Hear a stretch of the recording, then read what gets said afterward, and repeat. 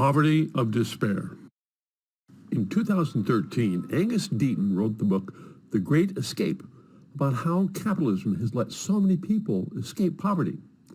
He and his wife, Ann Case, spent August in Montana.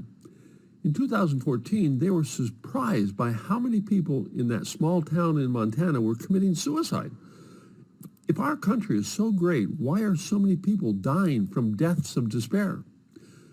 Deaton and Case discovered that if you only have a high school education, then your life expectancy is 8.5 years less than someone with a college degree or better. Let's take a quick look at that data. My hypothesis is that as the U.S. economy focused on increasing profits, we lost sight of the value of the individual, their families, and the communities that they lived in.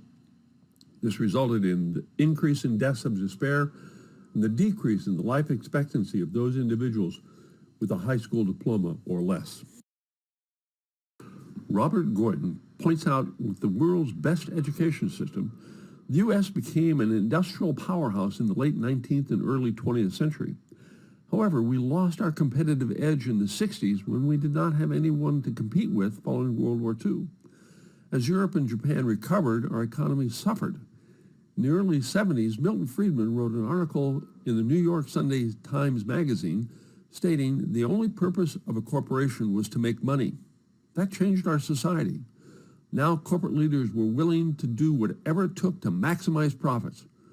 The book Janesville documents the devastating effect that had on local communities.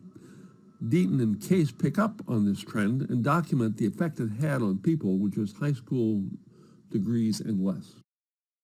So to construct my model, I went to the CDC Wonder website, collected deaths by cause of death, and then extracted the deaths of despair, and then went to the Yahoo Finance website to get the S&P 500 index.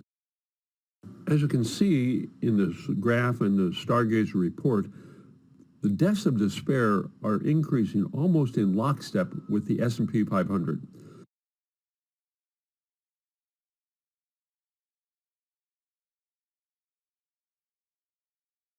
My conclusion is that our pursuit of higher profits is a major contributing factor to the increase in the deaths of despair. We have a society where those with a high school education or less are dying significantly earlier than those with a college degree or higher.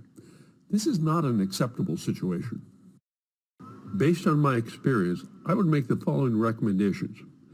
We need to rebuild our education system to educate everyone and for their entire lifetime. We need to restore family and community structures. And we need to build an economy that focuses on fulfilling the needs of everyone and not the greed of a few.